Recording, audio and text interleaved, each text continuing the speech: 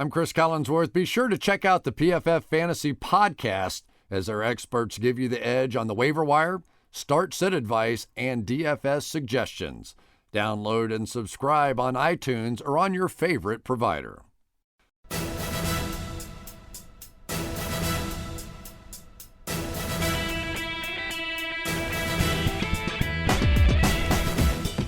What is up?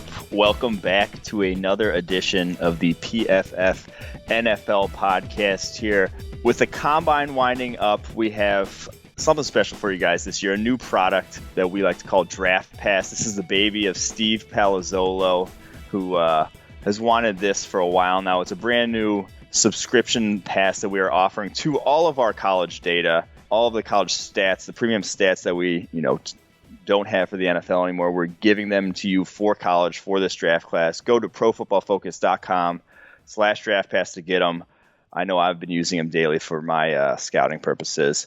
Let's move on from college onto the NFL, Sam, because we're on the eve of free agency, and we looked like idiots last week on the podcast saying that only a handful of guys were going to get franchise tagged. It seemed like everyone got franchise tagged. Kirk Cousins got franchise tagged. Melvin Ingram got franchise tagged. Chandler Jones got franchise tagged. Le'Veon Bell, Jason Pierre-Paul, Kawan Short, Trumaine Johnson. Basically, any free agent that was going to make more than $12 million a year ended up getting franchise tagged. And we looked dumb. There's no way around it. We looked like idiots. And they all got franchised like within hours of us saying they weren't going to get franchised, which was and that's the worst part about it. It wasn't even that we were just wrong, which we were. It was that we were wrong immediately.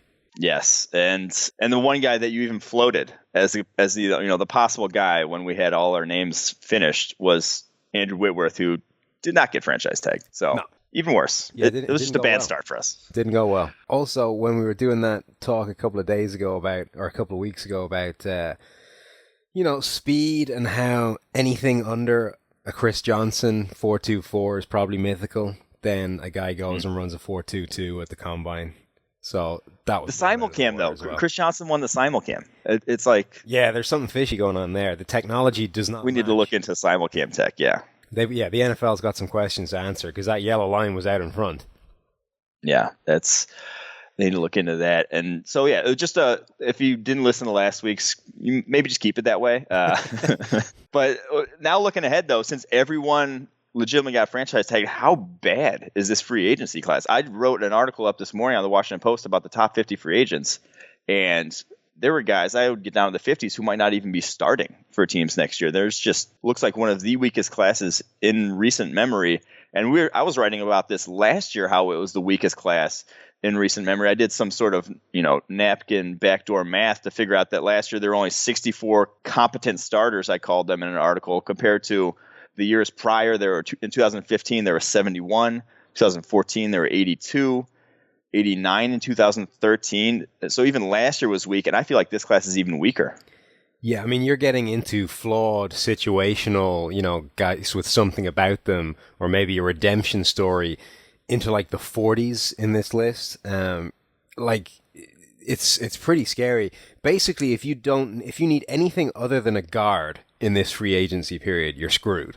And if you need a guard, you're actually in a pretty good spot because you've got 3 or 4 reasonable quality starting guards that are going to hit the market, and a guy like Andrew Whitworth who could theoretically be kicked inside the guard if you wanted to go that route. He's done it before. Yeah, exactly. And he looks like an all-pro level guard. Yeah. But anything else, you're in trouble. And when you have a guy who will be 39 years old next year, topping in your top 50 free agents, that's usually not. That usually just doesn't happen, I'll just say. No, there's a whole bunch of those guys, though. These kind of like geriatric one-year wonder free agents who are still somehow producing despite being way up in age. Yeah, DeMarcus Ware won, Andrew Whitworth, a handful of guys like that. But let's move on from how bad it is to talk about some of the actual guys who are in this class who will actually be getting signed, who will actually be making an impact next year. Give out some pre-free agency awards, so to speak, that aren't always good awards, but we'll start actually with the team. So which team that's below 500 right now can make the biggest turnaround through free agency here and have a good year next season? I was surprised at your list that you did not go with the San Diego Chargers, Los Angeles Chargers, I'm never going to get that. It's going to be the entire year of me calling them San Diego. Given your tweet of how close to turning it around they were, with the small caveat, this is your like Washington, but for all the skill positions, but for their offensive line. If they could just fix their offensive line, they'd be in really good shape. So I was surprised you didn't go with San Diego. This is ridiculous. They're not San Diego. They're Los Angeles. I was surprised you didn't go with the Chargers. But the team that I'm going to go for is the Eagles. The Eagles were 7-9 this year. It's one spot below 500. I think they could easily next year, with a bit of a reclamation from Carson Wentz's late season form, turn into a very good team. See, I don't think they can make the free agency sort of turnaround though that would lead to that. They would have to clear some cap space somehow. I don't see them just getting enough pieces through free agency here to make that sort of play. Well, that's the thing. I don't think they need that many pieces. Okay, you just don't think they do. I think they're a pretty good team already. You just need, a couple of situational guys, couple of kind of augmentations to the roster, and suddenly you're in business. I did not go the Chargers, like you said. I know. I love them for a turnaround candidate, but like I said, that offensive line's built on an Indian burial ground. It's never going to turn around. Like that was my caveat for how they could turn it around, and it will never get fixed. This is the year to fix it because they could legitimately sign, 2 starting guards right away. But as soon as they get to San Diego, they'll, tear their ACL and be out for the season. So I have no confidence in them actually turning it around. The team I will say could turn it around, Chicago Bears. I think they are competent quarterback play away from a good offense. We saw how good their running game was last year, even without that competent quarterback play. And then after that, they have the sort of cap space and free agency where they could get an AJ Boye, they could get one of these top cornerbacks, they could get even 2 of them, maybe find one in the draft right there at the top at number 3, and all of a sudden they turn it around and this is a team competing for the NFC North. So I think that the Bears are in prime position at the moment to make a sort of worst to first type of turnaround. Even though I'm not going to go out on a limb and say that they will, I'm not that crazy. I just think that they're poised for one. I don't think the salary cap space is a big deal for almost any team, really. I mean, the cap got bumped so high this season. It's up to $167 million as the kind of baseline for every team. Like even a team like the Eagles, who were tight against the cap, suddenly have $8-9 million to play with. They could easily free up a bunch more space by cutting some pretty ugly dead weight. Suddenly you've got a huge amount of money to play for. So I think pretty much any team in the NFL is fine when it comes to cap space, given how much it moved. And then you've got teams like the Browns who have like almost more space than they have cap. Yeah, but there's a difference between being fine with the cap and then being a major player for top tier free agents, which the Eagles aren't going to be in the money for any guy that is going to be making $5+ million a year. I wouldn't think at this point. I think they could easily get one of those guys. The only thing they're not going to be able to do is go on a Giants like spending spree where they sign half a defense in the space of one free agent period. Yeah, see, and I think the Bears could easily do that. Is what I'm driving at here. I don't know. I think that's a pretty rare occurrence when a team just goes like free agent crazy like that, and it tends not to work, which is one of the reasons I think it's probably not going to happen. Hey, well, that's your opinion, and I say the Bears. We'll see. Well, 9 months. All right. Who ends up getting the biggest free agency contract when it's all said and done? Who do you got, Sam? So I wanted to go with Alshon Jeffrey, except I think there's actually some receivers in this free agent crop that would make me suspect that the market forces aren't going to be the thing that drives his contract through the roof. Calais Campbell, I think, is the one blue chip free agent left, and the only concern you have with Calais Campbell is that he's getting a little bit up there in years. He's, I think, 30 now, maybe 31. He'll be 31 by the time the season rolls around anyway, which is, it's not young, but he is in the prime. He's not going to get a 6-year deal. No, exactly. At that age, you might get like a 4. Yeah, so he's not going to get the true mega blockbuster monster contract. But yeah, for like a 4-year contract, I think he could easily get up to top money in that regard and probably see it all through with quality play. I mean, I think he's had the best season of his career in back-to-back years. Shows no sign of slowing down. If anything, he looks like he's getting better. And he fits in every single defensive scheme in the NFL, whether you run 4-3, 3-4, whatever you want to do with him, he can do it. And given what just got taken off the market with the franchise tag and re-signings, etc., he, I think, is just the one guy out there that is worth throwing huge money at. Yeah, I mean, I think he had 24 sacks and hits combined last year. That was the second most of any interior player. But again, I go back to the fact that he's 31. He just can't get that big money deal. He's not going to get that sort of, top end money thrown around. He might get 12, 13 million a year, but it's only going to come at 4 years. It's only going to be like 4 years, 50 million, something like that. So I think one of the cornerbacks is going to absolutely break the bank in this. I think multiple cornerbacks may actually break the bank. I think it's between either AJ Bouye and Stephon Gilmore for who gets the biggest contract from the cornerback class. I think at this point that it's going to be Bouye because of just how much better he played a season ago than Gilmore. Gilmore really came into his contract year and laid an egg, did not play well at all. So Bouye, it's a little concerning. He's only played, 680 or so snaps this past season, only season as a full-time starter. But man, he talk about traits in the scouting world. He has all those traits that you think he could replicate it season on season. So I think so many cornerback needy teams, so much money to go around. If he gets under $15 million a year, I'd be surprised. Yeah, and the thing that is going to inflate that cornerback market is that as many of them as there are out there, I don't know there's that many that you would think can be legitimate number one corners. And I think Gilmore is one and Bouye is the other one, but there's more projection, I think, in it with Bouye than there is with Gilmore, who at least has done it in the past and shown that he can do it, albeit not recently. I think those two will both get pretty healthy deals. I guess it depends how you measure the size of a contract. I don't think Calais Campbell will get the biggest dollar amount, the bottom line, the $80 million contract or whatever. Mm-hmm. But in terms of an average per year, I think he could be right up there. No, I agree. Yeah, it could be close to an average, but I was going dollar amount. I was going that, the one that the agent pushes out there that they'll never actually get. I'm more of a per year kind of guy. Okay. Hey, well, to each their own. All right.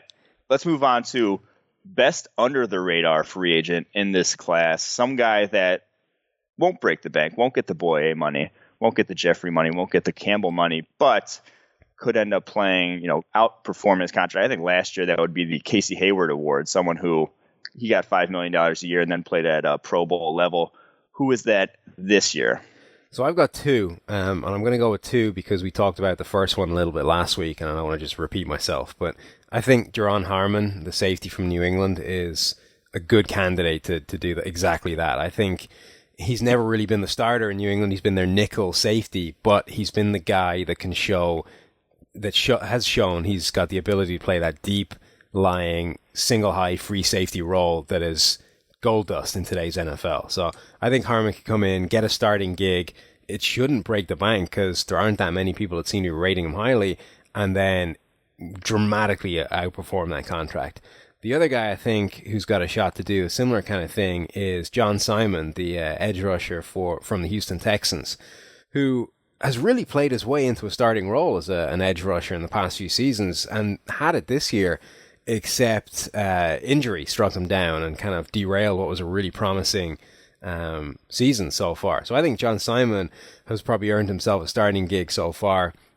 It's a question of whether he'll get the opportunity to do it if a team sees that in him or if he's going to have to take another sort of situational gig. But if he gets a shot to start somewhere, I think he could easily outperform a modest contract.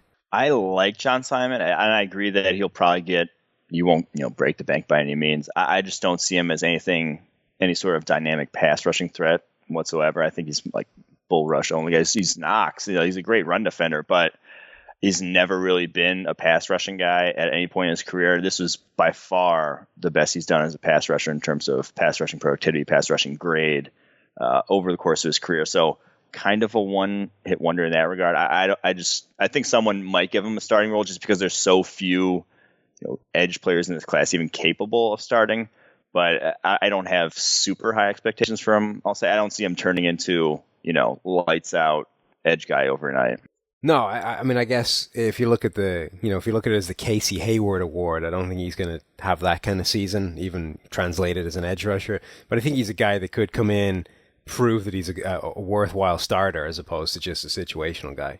Gotcha. I'll go back to the team that Casey Hayward came from a year ago for my under the radar guy, and I think it's J.C. Tretter, the center for Green Bay. I think he legitimately could be a Pro Bowl level center or guard. I like him at either position. He was one of the better reach blocking centers I saw in the NFL this year. Controls, nose tackles so well. I actually like him more at guard because I didn't love his strength holding up against nose tackles. I loved his speed and his technique though off the ball. I think he could handle three techs well and be a good pass protector there at guard. I think even though it's super deep class, you'll probably, super deep guard class, super deep interior offensive line class, some team, he's not going to break the bank in that regard because he only had, I think 500 or so snaps this past year, didn't make it through the full season, has some injury history, but I would love for him to be, if he can get him for $4 or $5 million a year, I would love to have him as my starting guard next year if I'm some random team in need of guard help. Yeah, I think that's a good call. I think he could play either guard or center. By the time, I think he played the first 8 games of the season before Lindsley came back and he had to take a seat on the bench again. But at that point, he was our 5th ranked center in the entire league behind the 3 guys that we were kind of mulling over for All-Pro. Travis Frederick, Matt Paradise, and Alex Mack. And I forget who the 4th guy was, but he was in the top 5 in that. And even sitting out the remainder of the season, he ended up as a top 10 center. So he's one of those guys that has played well pretty much every time he's seen the field. He just hasn't seen the field that much. Even though he has played a limited amount of snaps over the course of his career, go back to the traits. I think he has all the traits to win as a center or guard in the NFL. So I'd be a fan of him. I think the Green Bay Packers, when it's all said and done, probably end up keeping him. But if it's the market, anything can happen. All right. From best under the radar to guy most likely to get overpaid. We see it every year. Someone breaks the bank, doesn't deserve it. Who's that guy for you this year, Sam? Yeah, we've already hit on him a little bit as well. I think that Stephon Gilmore I think he's always been a little bit overrated, but at least he's been overrated and good, whereas last season he was bad. Well, no, not bad, I guess. Bad at some games and just not great overall. But like we were saying, he's the one guy that's shown the ability in the past to be a legit number 1 corner and been able to go up against teams' better options at receiver and do a decent job of slowing them down. Like I say, I think he's always been a little bit overrated, and he's never been a real shutdown guy. I mean, he allowed 2 touchdowns this season, which isn't bad, but the 2 previous years he allowed 5 in each season, which is pretty bad. And it's just never really been quite as good as people have been expecting him to be. So it wouldn't shock me if he did get that big, legit number 1 cornerback money, and I don't see him justifying that. Even at his best, I'm not sure he'd justify that. And the way he played last season would certainly terrify me. He also has that coveted man cornerback status. Man cornerback with, top 10 draft. He was top 10 draft pick, I believe. So when you get that man cornerback label, all of a sudden, you can do no wrong as a cornerback, even if you're getting burnt, repeatedly as a man cornerback. It always seems like those guys get paid when it comes to free agency. They play a ton of man coverage there in Buffalo. He has that reputation. So I 100% agree. He's probably going to break the bank and unwarrantedly. So my guy though, I think I actually have 2 guys. I wrote down my guy earlier, and then I realized that another guy is probably in the exact same boat. And my first guy that I wrote down was Nick Perry for the Green Bay Packers, simply because there's not another edge rusher in this class worth a damn. There just isn't. I mean, he's the only guy last year who put up good numbers and had a career year. By far, was so far and away an outlier over the course of his career. 11 sacks, 3 hits, 32 hurries. I just think that's such an outlier from his career. Yes, he may be getting better. He was a raw prospect coming out of USC, had the first-round pedigree. Maybe he is on his way up. Maybe he is trending up, but I'm not going to bet my, $15 million a year that that's the case. And he might end up getting that because every single competent edge rusher ended up getting franchise tagged. So he's the only one left. Someone's desperate enough for pass rush. Someone might go out on a limb, pay him a ton of money. There's another guy, though, that's in the same boat as him, and that's Ricky Wagner, the tackle from the Ravens. There's just not another competent tackle besides Andrew Whitworth, but that's a short-term solution for some team. If any team's looking for, tackle of the future for the next, 4 to 5 years, they're going to go with Ricky Wagner. But that's, there's 5 or 6 teams looking for that guy, and there's no other guy out there. So Ricky Wagner is going to get, I said earlier today, probably $12 million a year, and that's, he's going to be up in Lane Johnson territory just because no one else is out there. And his career has been kind of crazy. It's been up and down all over the place. I mean, he was really good in 2014 and then terrible the next year. Like 2015 was horrendous. Oh, I remember the very first game of 2015 against Von Miller. He just could not block him. Legitimately one of the most dominant performances I've seen against an offensive tackle. Ricky Wagner just got his lunch eaten all day long. It was insane.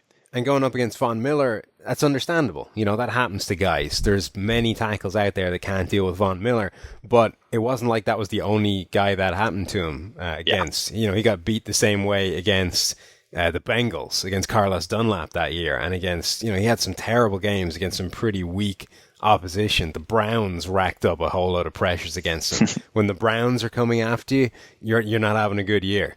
But then he kind of bounced back last year, but not all the way back. It wasn't as good as his 2014 season.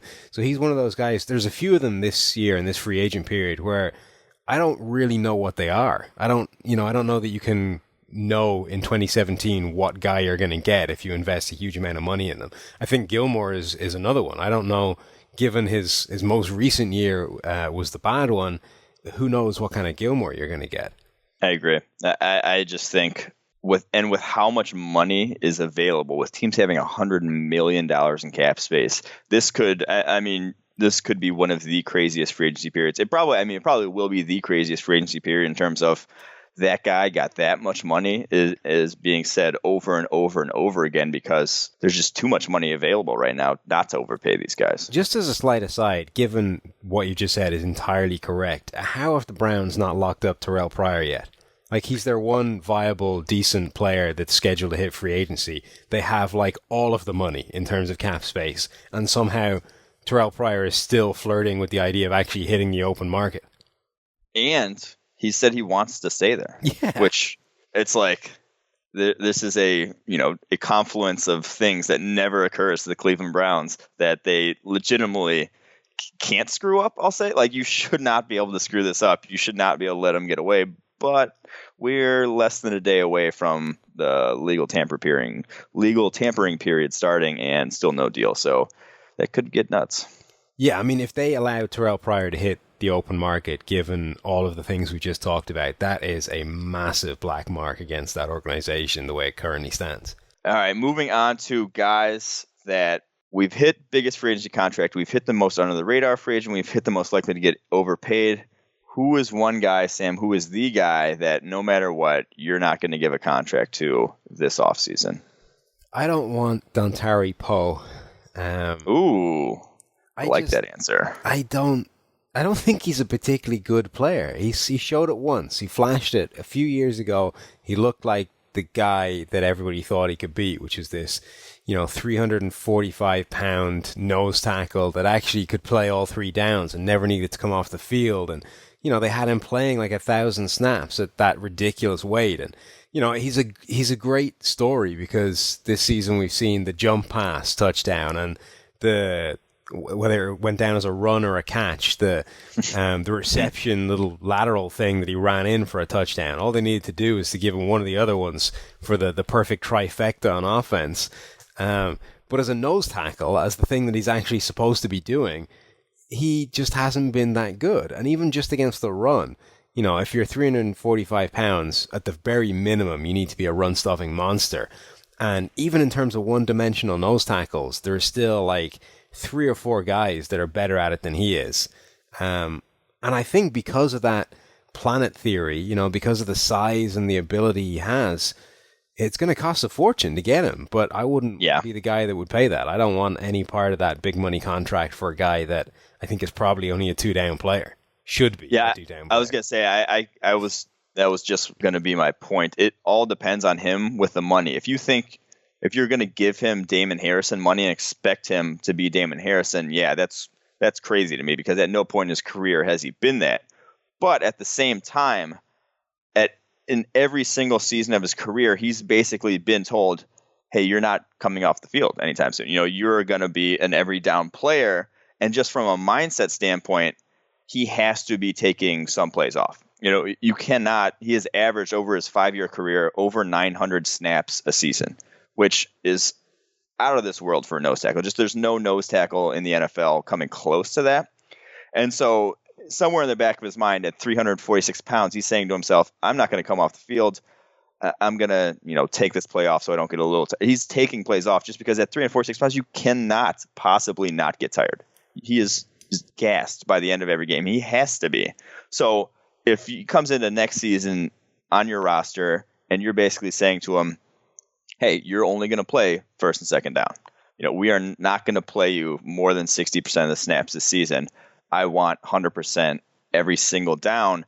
I think he could turn into a legitimate run stuffing nose tackle. Maybe not on par with Damon Harrison, but a couple notches below, top 5 nose tackle in the NFL types thing. I think you can still get that guy, but it depends on how much you're going to be paying him for that.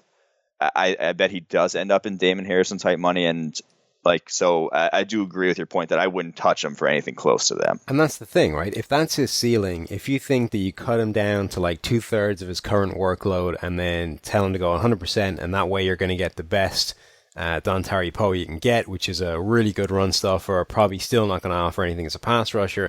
At that point, why would you not get Brandon Williams first, who's probably going to be cheaper, because everyone already knows that's what he is. I guess that means, and it's better. My point. Choice. It's basically who's going to be making more money. Yeah, that's the choice you have to make. So I think his ceiling is being a more expensive Brandon Williams. At which point, I don't want that money. I like it. I like the take. I initially for this one wrote down Stephon Gilmore, and then I thought to myself, there was one guy that just was obviously that you shouldn't touch, and it's Darrelle Revis.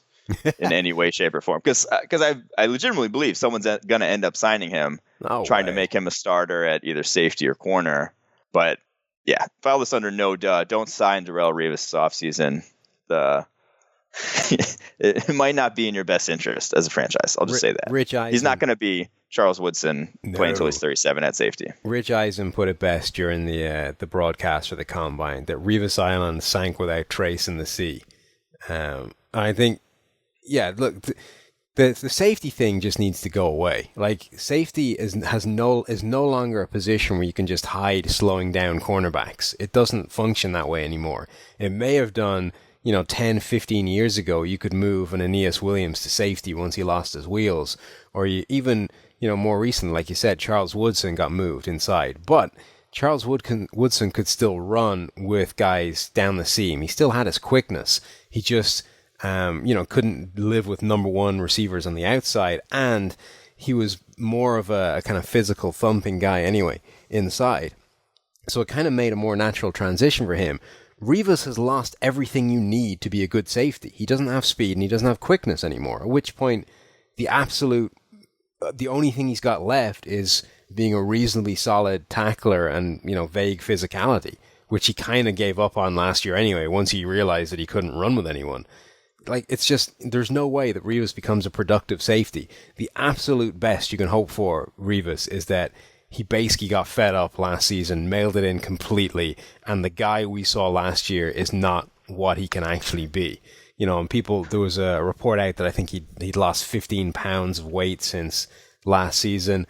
That's the absolute best you can hope for. He was already slowing down. I wrote an article going into last season saying that Revis has started to slow, and the best the Jets can hope for is that it takes a couple of years for it to become a problem, and they can get out before the contract has kind of bitten them badly.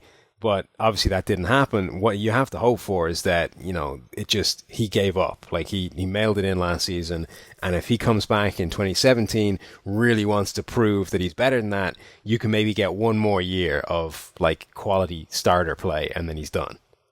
Here's the thing though. He is 31 years old. Yeah. Which he feels like a guy who's like 36 the way he slowed down this year. Well, he's 7 years younger than Terrence Newman. Yeah, I was going to say, that's just like, that doesn't normally happen to guys at that age. I think just like that should be still not the prime of your career, but that's just barely on the back end, I feel like. Yeah, I think it does. It happens to some people earlier than others is one thing. Not everyone ages the same. I think Charles Woodson, when he won Defensive Player of the Year, was at least that old. Yeah. Back in 08. 09, wasn't it? Didn't he win it the year? Or was it 09? Had his ridiculous season. Yeah, 09. Yeah, great travesties. Yeah, like I think it does happen to people at different rates. That's why a guy like Terrence Newman can still go on at 38 years old and look like he's 28. And I think the other thing is that Rivas is probably a guy that suffers quicker through losing the things that he was good at than a lot of other corners.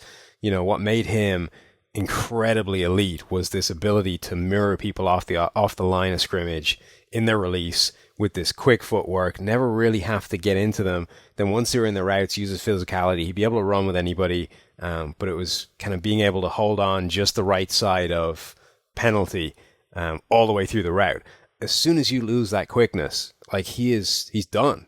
Because you saw it this year. He knew that he didn't have that quick speed anymore. He couldn't mirror them off the line.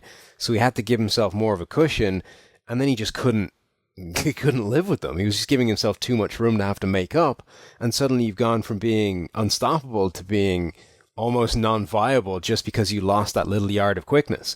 If you never relied on that in the first place, if you were more of an off corner or, you actually jammed at the line, you didn't rely on your footwork to mirror the guys, it doesn't matter if you lose half a yard of quickness off the line because you're still able to cover for that with the other things you're good at. So it takes longer to show up. So I think it's a bit of both. I think he's aging quickly and he's the worst possible type of corner to get shown up as soon as that physicality or as soon as the physical traits start to go. It's really amazing looking at his career page in terms of completion percentage and how quickly it did go. I mean, he was under 50% so he was under 55% every single season from 09 to 2015, 46.5% in 2015, still hadn't really lost it.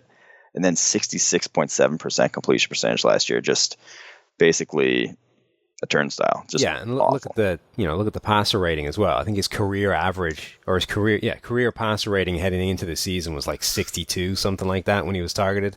And this year it jumped up 40 points to 104. I hope he's not done, but I'm still not touching him. All right. I'm pretty sure he's done. On to some segments. And our favorite segment, what grinds Sam's gears? He's had some good ones the past few weeks. Some ones that actually I agreed with, but let's see what you got this week for us, So this is a totally non-football one, and you can probably hear it in my voice, but the thing that grinds my gears at the moment is the constant stream of colds and diseases and illnesses that come back from kids once you send them to school. Like how it's just a giant cesspool of raging disease. They go into this room where they're supposed to be learning or at least staying out of your way for a while, and then they just come back with a constant stream of infections, lay waste to your house with plague. Everyone in the family gets it, and then as soon as you've cured yourself from the last disease, off they go again and pick up something else. My daughter, 3 years old now, had done this. We had half-term break, a couple mid-semester, whatever you guys call it over there. Spring break? Yeah, there you go, something like that. Except without the crazy partying and alcohol when she's 3. Took a week off school, basically just long enough for us to all get healthy, and then literally 2 days after going back, she brought back another cold, and now I'm struck down with it again. So the common cold and the giant petri dish of disease and illness that is kids' schools is what grinds my gears this week. Completely unrelatable to me, but I'll take your advice and never have kids. So good call. Good one though. I feel like that would be annoying. I can get on board with that. All right, on to explain this. And this one's a free agency themed one. We're going to explain the tampering period and why it's so necessary in the NFL today. So Sam, what is the tampering period and why is it revolutionized the NFL? Well, the NFL got fed up with free agency being this big buildup of, free agency is going to start and then we're going to get this free-for-all. Everybody's going to start traveling, on a plane, visiting the Seahawks, visiting the Patriots, visiting, and it was this couple of days of frenzy, free agent frenzy. Only what was happening is everyone was just working out their deals before free agency dropped. And as soon as the gates opened, the starters gun had gone off, the top 10 free agents were signed, like instantly, complete with contract numbers and the whole shebang. Like the entire pretense had gone out of the thing. It wasn't even trying to hide that we're prearranging this. It was just, screw it, we worked it out. We just have to wait until free agency drops before we can announce it. So the NFL's answer to this, the solution they came up with, was to have 3 days of legal tampering where everything that was happening anyway could still happen, only now it was like allowed. So for the next 3 days, starting Tuesday, we're going to get 3 days of legal tampering where teams can talk to players and agents. No, not players, in fact, just agents, and feel them out and get these deals worked out so that when free agency does in fact open and everybody announces their deals instantly, complete with contract numbers and all that kind of thing, we've at least had the 3 days of frenzy while it was all being worked out. And it's led to some less than ideal results still, or some odd things. Frank Gore becoming an Eagle for a good couple days before, oh no, he actually didn't want to become an Eagle. And my favorite was actually the first year of the legal tampering period. I think it was the first year, maybe the second year, when Roger Saffold signed just some monster deal with the Raiders. And then the public reaction was just, everyone's just, what the hell are you doing, Oakland? That's a terrible deal. And 2 days later, he failed his physical with the Raiders because and then somehow passed it with the Rams the next day, magically healed. Raiders, I think they told their doctor that Saffold was in no way going to pass that physical at any point in time. Yeah, there have definitely been a few interesting kind of, this thing is nailed on, then suddenly it all goes a little awry. But my favorite one, when I made the correction there, it's not players that they can talk to, it's just agents. What that's doing this year is kind of interesting because Russell Okung is one of those players that is his own agent. He represents himself, doesn't have a guy that he's given, I don't know what the percentage is. How many? 4%? What do agents take these days? He doesn't have a guy that he's given that piece of the pie to. He's doing it all himself. But because of that, teams can't talk to Russell Okung until free agency actually opens. They're not allowed to legally tamper him because he's his own representative, and you can only talk to the representative, not the player. So, yeah, for the next 3 days, Russell Okung just has to sit there twiddling his thumbs until teams can officially talk to him. But apparently teams are kind of trying to get around this by having the players actively recruit him. So players can talk to players, that's fine. The team can't talk to the player, can only talk to the representative. So obviously the solution to that is to just work through players, back channels. Yeah. Russell Okung, that 5-year, $53 million deal ended up being 1 year, $8 million deal for him. It's almost as if representing yourself is not the best way to get the biggest. It was shrewd, possible. But yeah, Russ, maybe get some guarantees this year. All right, let's move on from the glorious legal tampering period, and that starts tomorrow at noon, goes through Thursday at 4 p.m. 3:59:59, and then free agency will start Thursday, and we'll get to finalize all those contracts. Let's move on to some historical power rankings. In honor of free agency, let's go through our power ranking of the worst free agent signings of all time. Sam, hit me with yours. Hit me with the top 5. This is the thing, right? I had a look at your list, and what was the earliest? What's the earliest guy on your list? How far back do you go? We have to redress. Yeah, see, this is ridiculous. We have to redress. 16. We have to redress this youth of your sickening youth. You don't go back far enough on this historical thing. If it's going to be historical power rankings, it needs to actually go back in history, and yours doesn't. I love recency bias. Yeah, so I'm going back a little further. Though I'll start closer to your era, right? All right. The one that I thought was coming in number 5 on my list was Amon Green, who was pretty dominant in Green Bay. Went to Houston, I think signed a pretty big deal, 4-year contract there maybe. Was terrible in Houston. So that was a disaster. So bad. Yeah. Another Green Bay Packer. Don't sign running backs. That's true. Don't ever sign running backs. Idea. Another former Green Bay Packer, Javon Walker, had basically one monster year in Green Bay. Was it back in 2004, I think? Went to Denver, had one half decent year in Denver, and somehow that convinced Oakland to hand him a $55 million contract with $21 million in guaranteed money, for which $21 million that he collected over the next 2 seasons, $16 million guaranteed. But for the 2 years he was in Oakland, he collected $21 million for 15 catches, which is pretty good going if you think about it in a dollar per catch ratio. Less so if you're the Raiders.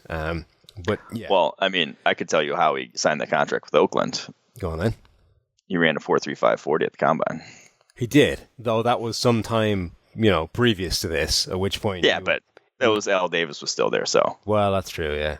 Elvis Grbac signed what is still a pretty monstrous contract. Like, I don't know how far ago that was. Yeah, do you even know who Elvis Grbac is? This quarterback. He was a quarterback, signed for Baltimore Ravens, signed a 5-year, $30 million contract with $11 million in guaranteed money. And like I say, I don't know how far back I'm going exactly, but I think it was the early 2000s. That's a fairly serious chunk of change back then. And due to the fact that you barely know his name, I think we can come to the conclusion that it did not work out well for old Elvis and Baltimore. I think this is the earliest one, though I'm not actually sure on the years between my last two. But Dana Stubblefield was Dan Schneider's first big splash in free agency, and I think we're going to get to some more when you do your list. But it set the tone really for Dan Schneider, big splashes in free agency. Came over from the 49ers, was supposed to be their big free agent sack artist, and well, he sucked really in Washington. Didn't work out well at all. Bomb. Free agent disaster. My last one, Andre Rison, signed for the Browns, got Brownsed, became just another Cleveland Brown disaster. But it does give me another excuse to use the man's nickname, which is the single greatest nickname in the history of sports, Andre Bad Moon Rison. Good list. Way too far back. I have no clue about any of those guys. I don't remember any of those happening, except for maybe the Javon Walker one. I think I remember that one. All right, my top 5, far more accurate. Number 5, you mentioned it earlier, Adam Archuleta, Washington Redskins, most money ever given to a safety, 6 years, $30 million in 2006. He played fewer than 500 snaps for the Redskins and was cut after a year. So not a good contract. All right. On to number 4, DeMarco Murray. Everyone knows it. 5 years, $42 million for the Eagles. They didn't ask him prior to that contract if he felt comfortable running out of the shotgun. He did not. He hated it and was terrible at it. And after a year, he was gone to Tennessee as well. So there's a theme there. 1 year's on big money deals, usually not ideal. Number 3, Eagles again. Nnamdi Asomugha, 5 years, $60 million. For a guy who they just never threw at in Oakland. There's still, when you look through the stats, it's amazing how infrequently he was thrown at. I think in like 2007, he was only targeted 27 times all year. Well, also, and all of a sudden when they started, and he only played man. And all of a sudden when he started playing zone, started doing some different things in Philadelphia, they realized he couldn't actually do those things. And so 5 years, $60 million for a below-average cornerback for those years in Philadelphia.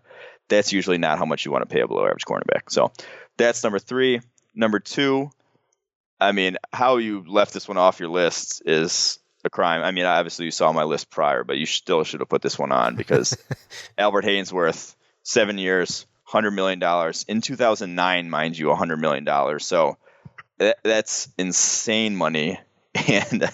And he legitimately said he stopped trying. So when a guy admits that he didn't try on a $100 million contract, that just usually, that makes the top 5 worst contracts. And then the guy who is at number one, very obvious. He tried his hardest, though. He actually did try this year, and it was Brock Osweiler. 4 years, $72 million, $37 million guaranteed.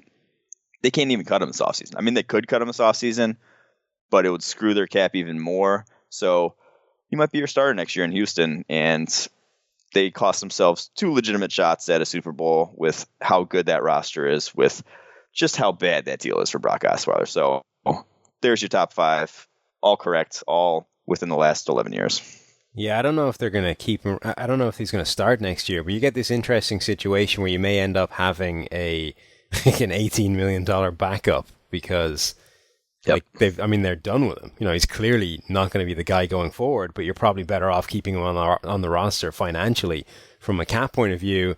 So you may be in a situation where you say, Brock, just sit down, have a Coke for the next 9 months and we'll pay you your $18 million. Just don't ever come anywhere near the field again. I would cut him. I personally own up to the mistake. Take the cap hit now. Save your cap hit in 2018. Just end it.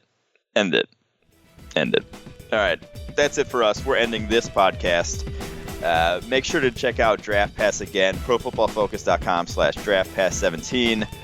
It's a lot of fun. I know I use it. I know Sam used it. I know we all have used it because of how much data is in there on every single draft prospect in this class. And we'll be back next week with a good free agency recap after the craziness later on this week. So you guys have a good one.